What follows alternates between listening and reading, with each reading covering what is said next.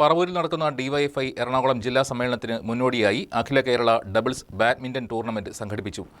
DYFI Kavalangad block കമ്മിറ്റിയുടെ നേതൃത്വത്തിൽ സംഘടിപ്പിച്ച ടൂർണമെന്റിന്റെ ഉദ്ഘാടനം മുൻ എംഎൽഎ ആന്റണി ജോൺ നിർവഹിച്ചു.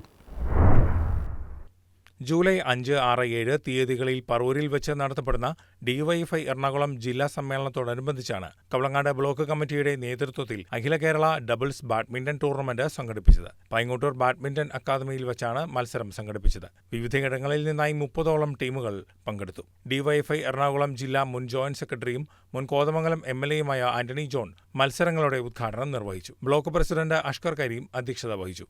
ജില്ലാ ജോയിന്റ് സെക്രട്ടറി ഷിജോ അബ്രഹാം, ജില്ലാ കമ്മിറ്റി അംഗം Abhilash Raj, DYFI block secretary Basil James, Paingottoor badminton academy president Bibin Frank, badminton tournament coordinator Sibi K Baby, block committee അംഗങ്ങളായ കെ.എസ്. അമൽ, അനീഷ് കുന്നപ്പള്ളി, അജ്മൽ ഷാജി, ശരത് കുമാർ രവി എന്നിവർ പങ്കെടുത്തു. രതീഷ് കെ.ആർ, അനീഷ് കുമാർ എസ് എന്നിവരുടെ ടീമിനാണ് ഒന്നാം സമ്മാനം ലഭിച്ചത്. രാഹുൽ പി.വി, ഷാഫി എ.കെ എന്നിവർ നയിച്ച ടീമിന് രണ്ടാം സ്ഥാനം ലഭിച്ചു. News desk KCB news.